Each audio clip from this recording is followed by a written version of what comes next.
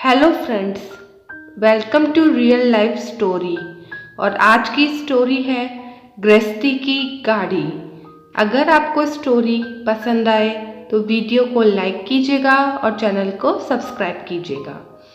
स्वाति और मोहित की नई नई शादी हुई थी और थोड़े दिन बाद मोहित को पुणे में अपनी जॉब ज्वाइन करनी थी। शादी के 20 दिन बाद मोहित और स्वाति अपने मम्मी पापा का आशीर्वाद लेकर दोनों पूना आ गए। शादी से पहले तो मोहित पीजी में रहता था, पर शादी के बाद स्वाति भी उसके साथ थी, इसलिए मोहित ने किराए पर एक फ्लैट लिया। धीरे धीरे उनकी गृहस्थी की गाड़ी आगे बढ़ने लगी।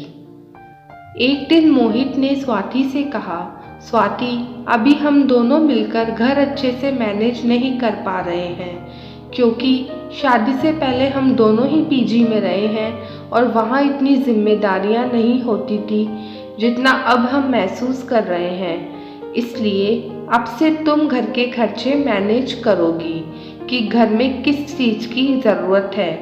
तो तुम मुझे बता दो कि कितनी सैलरी मैं तुम्हें महीने की दे दूँ, जिससे तुम अच्छे से घर मैनेज कर सको और हमें छोटी छोटी चीज़ों को लेकर परेशान ना होना पड़े।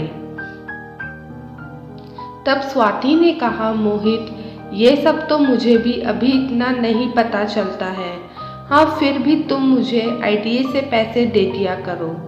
तब मोहित ने स्वाति को 10,000 रुपये दिए और कहा कि यह रखो, क्योंकि घर में अचानक से कब क्या ज़रूरत पड़ जाए पता नहीं चलता है और इसमें तुम्हें घर के सभी खर्चे देखने हैं। और ऐसे ही मैं तुम्हें हर महीने 10,000 रुपये दे दिया करूँगा। स्वाति अब अपने हिसाब से दूध, राशन, सब्जियां वगैरह लाने लगी और अब उसे धीरे धीरे घर के खर्चों का अंदाज़ा भी होने लगा। वह घर के रोज़ के खर्चों को डायरी में लिखने लगी। संडे को मोहित की छुट्टी रहती थी, तब वह लोग बाहर घूमने और डिनर के लिए जाते। वहाँ पर जो भी खर्चा होता वह समीर क्रेडिट कार्ड से खर्च कर देता।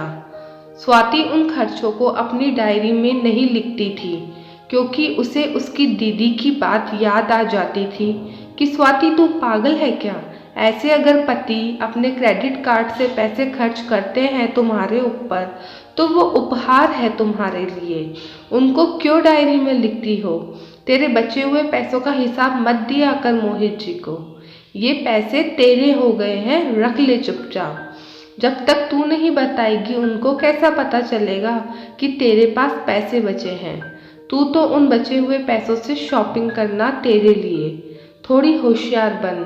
स्वाति ने भी सोचा, सही ही कह रही है दीदी, अब ये तो बचे हुए पैसे मेरे हो गए हैं। हर महीने में ऐसे ही पैसे बचाऊंगी और मेरे लिए और मोहित जी के लिए शॉपिंग कर लिया करूंगी।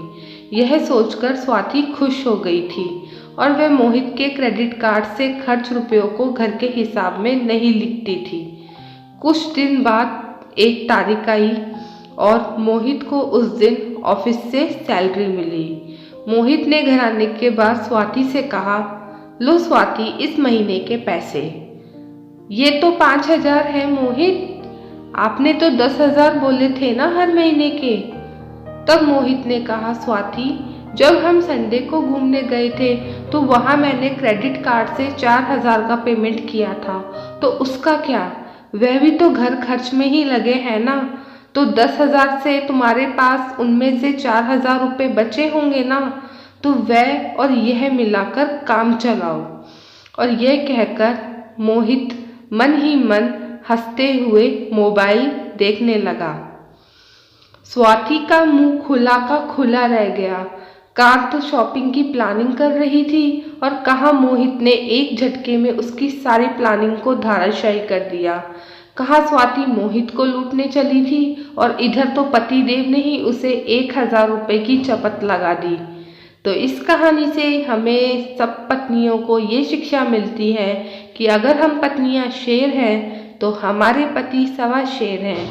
इसलिए हमें गृहस्थी की गाड़ी मिलकर ही चलानी चाहिए और आपस में एक दूसरे से कुछ भी छुपाना नहीं चाहिए।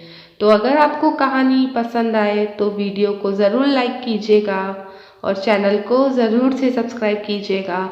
हम आपके लिए बहुत अच्छी अच्छी डेली कहानियाँ ऐसे ही लाते रहेंगे।